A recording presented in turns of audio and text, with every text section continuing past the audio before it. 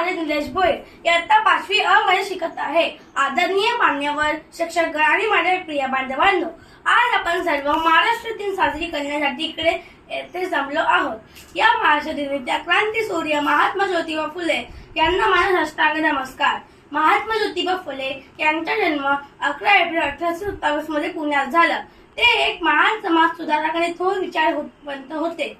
स्त्री शिक्षणाला महत्त्व ओळखून त्यांनी 1848 मध्ये पुण्यात भिडेवाड्यात मुलींची पहिली शाळा सुरू केली। त्यांची पत्नी सावित्रीबाई फुले यांनी यांना स्त्री शिक्षणाच्या कार्यात मुलाचा साथ दिला। तिच्या हाती पाल्याची दोरी ती जगदादे उद्धारी।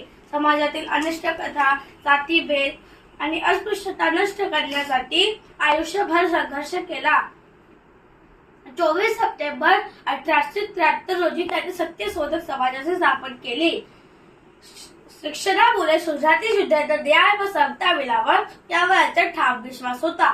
त्यांनी शेतकऱ्यांचे आसूड, गुलामगिरी यासारखे महत्त्वाचे ग्रंथ लिहिले। त्यांचे निधन 28 नोव्हेंबर 1890 रोजी झाले। त्यांच्या थोर कार्यामुळे जनतेने त्यांना महात्मा ही पदवी दिली। त्यांनी भारतीय समाजाला अंधकारातून प्रकाशाकडे नेण्याचे कार्य केले।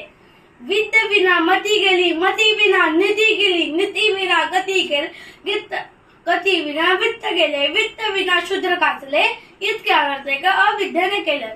जय हिंद, जय महाराष्ट्र, धन्यवाद।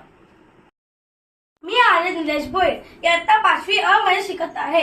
आदरणीय मान्यवर शिक्षकगण आणि माझ्या प्रिय बांधवांनो, आज आपण सर्व महाराष्ट्र दिन साजरी करण्यासाठी इकडे येथे जमलो आहोत। या महाराष्ट्र दिनाच्या क्रांती सूर्य महात्मा ज्योतिबा फुले यांना माझा साष्टांग नमस्कार। महात्मा ज्योतिबा फुले यांचा जन्म 11 एप्रिल 1827 मध्ये पुण्यात झाला। ते एक महान समाज सुधारक आणि थोर विचारवंत होते। स्त्री शिक्षणाला महत्त्व ओळखून त्यांनी 1848 मध्ये पुण्यात भिडेवाड्यात मुलींची पहिली शाळा सुरू केली। त्यांची पत्नी सावित्रीबाई फुले यांनी यांना स्त्री शिक्षणाच्या कार्यात मुलाचा साथ दिला। तिच्या हाती पाल्याची दोरी ती जगदादे उद्धारी। समाजातील अनिष्ट कथा, जातीभेद आणि अस्पृश्यता नष्ट करण्यासाठी आयुष्यभर संघर्ष केला। 24 सप्टेंबर 1873 रोजी त्यांनी सत्यशोधक समाजाची स्थापना केली। शिक्षणामुळे सुजाती शुद्धाचा न्याय व समता मिळावा यावर त्यांचा ठाम विश्वास होता। त्यांनी शेतकऱ्यांचे आसूड, गुलामगिरी यासारखे महत्त्वाचे ग्रंथ लिहिले। त्यांचे निधन 28 नोव्हेंबर 1890 रोजी झाले। त्यांच्या थोर कार्यामुळे जनतेने त्यांना महात्मा ही पदवी दिली। त्यांनी भारतीय समाजाला अंधकारातून प्रकाशाकडे नेण्याचे कार्य केले।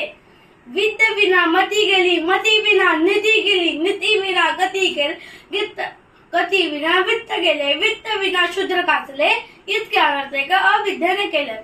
जय हिंद, जय महाराष्ट्र, धन्यवाद।